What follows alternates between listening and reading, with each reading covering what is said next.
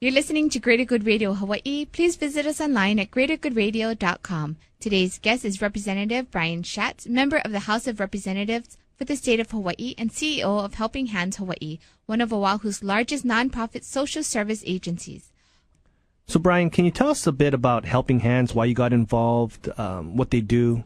Sure. Helping Hands is a pretty large social service agency. We have 145 employees and about a $6 million budget. It's a funny thing about Helping Hands. A lot of people in the state of Hawaii have heard of our programs, but not necessarily of the overall agency that administers them. So we run something called Ready to Learn, which provides school supplies for needy kids. About 9,500 needy kids every year get a Ready to Learn school packet from the Big Island to Maui to all over the state, public and private school. If there's a needy kid out there, we try to make sure that they have at least a very basic school supplies packet.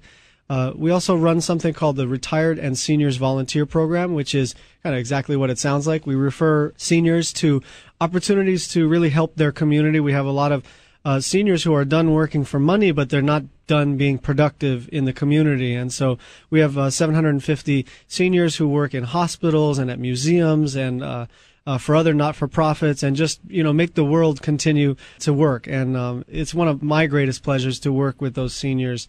And to me, this is one of the most important things that has to be done in the state of Hawaii. We have something called our behavioral health programs, and we take care of the most mentally ill adults in the state of Hawaii. And the reason that I think this is so important is because, I've run several other not-for-profits, and even from within our agency, this is the most difficult thing to raise money for and to raise awareness of, because it is just not the same as, for instance, school supplies for kids. It's not that warm and fuzzy thing. It's difficult to get corporate sponsorship, and to get even community foundation sponsorship for taking care of adults with severe and persistent mental illness, for the schizophrenics, for those with post-traumatic stress disorder coming out from either one of the Gulf Wars or the Vietnam Wars.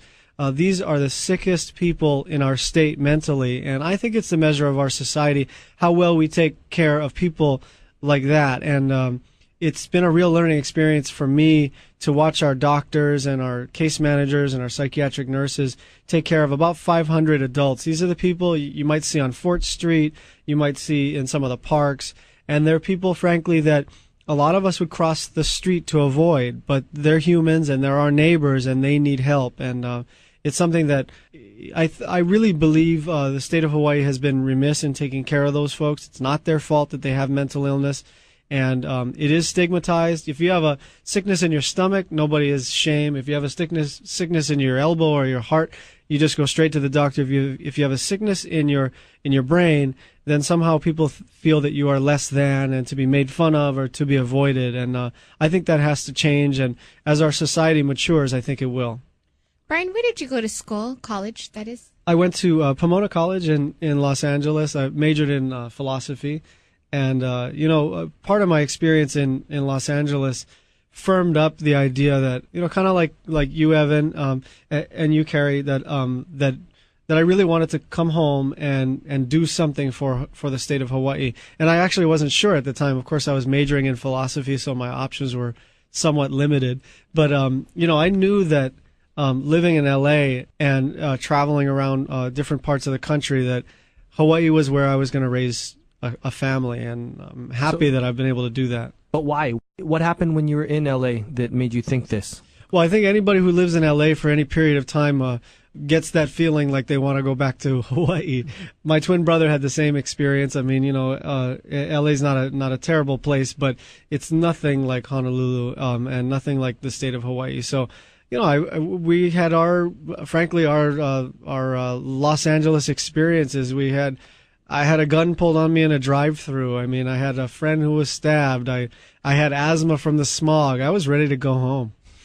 So what made you come home and get involved in that first nonprofit organization, that Youth with the Environment organization? Well, I was always passionate because I grew up surfing and hiking. I was always passionate about protecting Hawaii's environment. And one of the things that I experienced when I was coming up was that it seemed to me that young people really wanted to serve the environment and do something positive on the environmental level, but they didn't know where they could do something.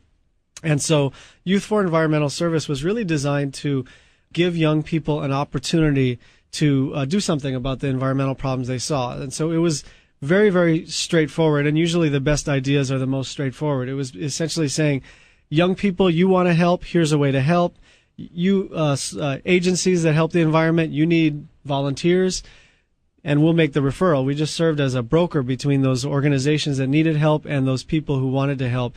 And it was it really grew beyond our wildest imagination very quickly, and it eventually became a regional nonprofit organization, and we involved thousands and thousands of kids every year. And it was really, I still look back on that, and probably through the rest of my life, I have to say this was probably the best job I will ever have, because I was younger. I had the opportunity to work in the field. I still had some physical work. I was in beautiful places. I was, flying all over the state to talk to young people, and working in Hana and Kipahulu and Hilo and everywhere, and still getting good stuff done. And I just feel like it's the best job I'll ever have.